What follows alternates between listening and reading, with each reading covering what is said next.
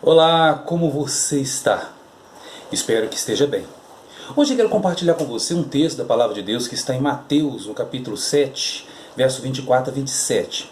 Porque infelizmente no mundo atual muitas pessoas estão vivendo enganadas e andando na contramão do Evangelho. Para que sejamos cristãos autênticos, para que as promessas de Deus se cumpram em nossas vidas, nós temos que parar de construir nossas casas na areia. Ou seja, não é só ouvir a palavra de Deus, nós temos também que colocá-las em prática, como Jesus Cristo fala nesse texto de Mateus 7, a partir do verso 24, que diz assim: Portanto, quem ouve estas minhas palavras e as coloca em prática, é como um homem prudente que construiu a sua casa sobre a rocha. Caiu a chuva, transbordaram os rios, sopraram os ventos e deram contra aquela casa, e ela não caiu, porque tinha os seus alicerces na rocha. Mas quem ouve as minhas palavras e não as pratica, é como um homem insensato que construiu a sua casa sobre a areia. Caiu a chuva, transbordaram os rios, sopraram os ventos e deram contra aquela casa, e ela caiu, e foi grande a sua queda. Temos que estar alicerçados na palavra de Deus, como Jesus Cristo diz em João no capítulo 8, verso 32, e conhecereis a verdade vos libertará. Só firmados na palavra de Deus, ouvindo-a, conhecendo-a, meditando, estudando, aplicando em nossas vidas, é que nós teremos a vitória. E olha que, ainda assim, se fizermos tudo o que está escrito na Bíblia, devemos nos considerar como servos inúteis, porque não estaremos fazendo nada mais, nada menos que a nossa obrigação, como o próprio Jesus Cristo fala em Lucas no capítulo 17, verso 10. Diz assim: assim também, quando tiveres feito tudo o que lhes for ordenado, devem dizer: somos servos inúteis, apenas cumprimos o nosso dever. Caríssimos, obedecer a Deus, ganhar almas, pregar o Evangelho, buscar a presença de Deus, a sua santidade, ir à igreja, orar, louvar, adorar, isso tudo não é nada mais, nada menos que a nossa obrigação.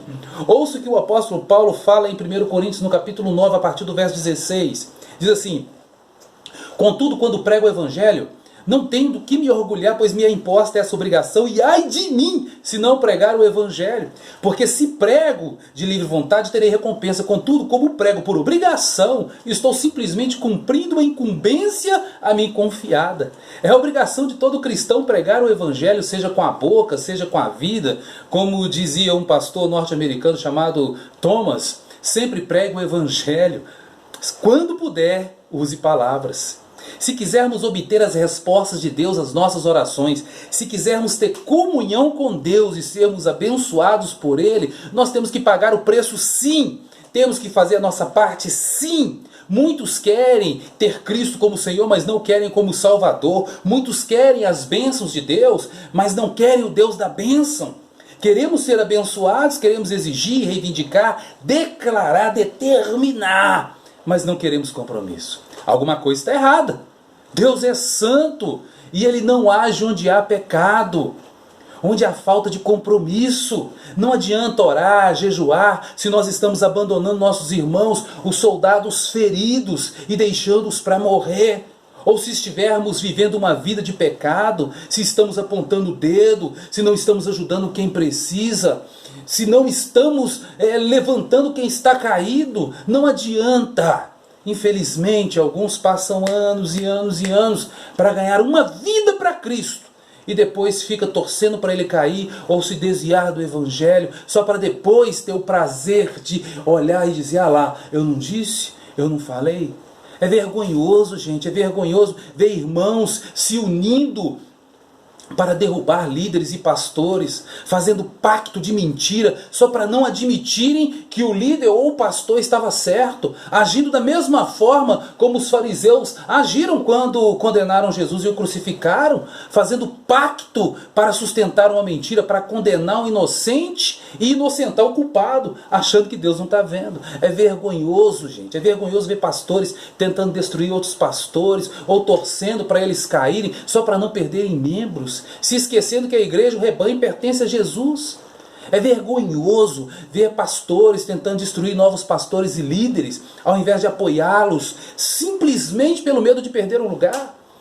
Sendo que o ministério é de Deus, a obra é de Deus, o corpo é de Deus.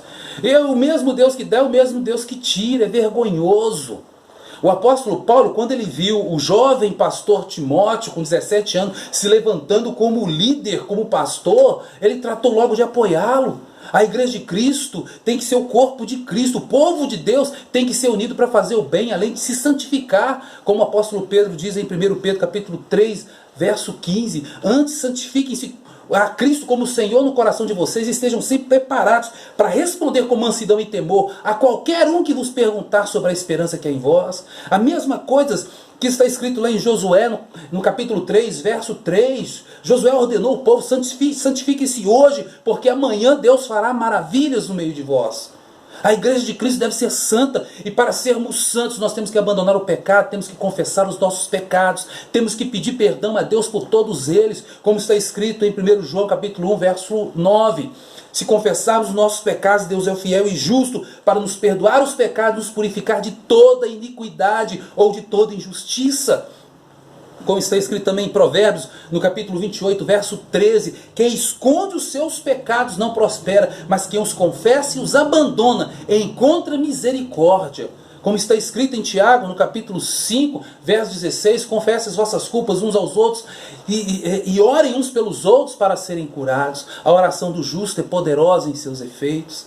Não podemos ficar como o povo de Israel, que queria voltar para o Egito por causa de carne. Nos nossos dias, muitos querem voltar para o mundo por causa do sexo, dinheiro, bebida, riqueza, poder. Ou seja, querem deixar de comer o maná de Deus para comer as bolotas ou a lavagem que Satanás dá.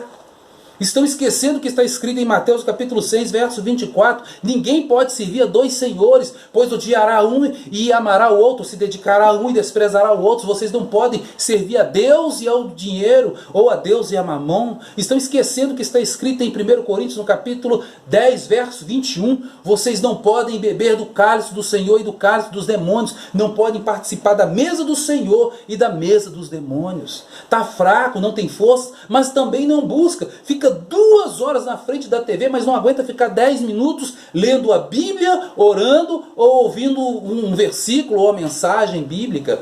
E o pior é que quando aparece um irmão que ora por mais de 5 minutos, fica chateado, reclama. Aí quando vem a prova, a tribulação, o sofrimento, a angústia, a perda, aí não tem estrutura, porque passou tempo demais com as banalidades do que se fortalecendo com aquilo que realmente importa.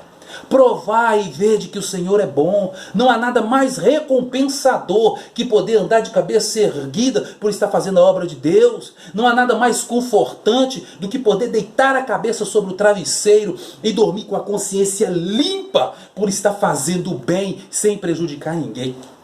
Eu gosto muito de um texto que está lá em 1 Pedro, no capítulo 4, a partir do verso 16, que diz assim: se vocês são insultados por causa do nome de Cristo, felizes são vocês, porque o Espírito da glória, o Espírito de Deus repousa sobre vocês. Se algum de vocês sofre, que não seja como assassino, como ladrão, criminoso, ou como quem se intromete nos negócios alheios. Contudo, se sofre como cristão, não se envergonhe, mas glorifique a Deus por meio desse nome.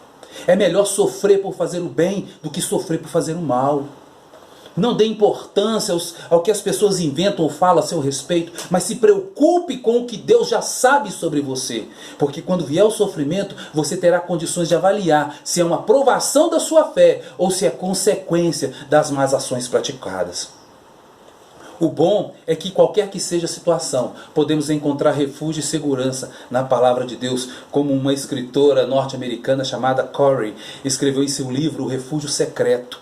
Abre aspas: quanto mais negra a noite, mais luminosa, verdadeira e incandescente é a palavra de Deus.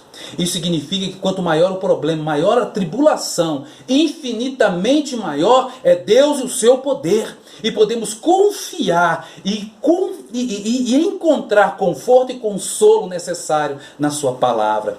Provai e vede que o Senhor é bom. Saiba que se na hora da angústia você olhar para o mundo, você vai ficar desesperado. Se olhar para dentro de si, vai ficar deprimido. Mas se você olhar para Cristo, você encontrará alívio e descanso. E é somente caminhando com Jesus que encontraremos também a força para perseverarmos e vivermos em santidade. Olhe para Jesus e mantenha sempre viva a esperança. Que Deus te abençoe em nome de Jesus. Um forte abraço.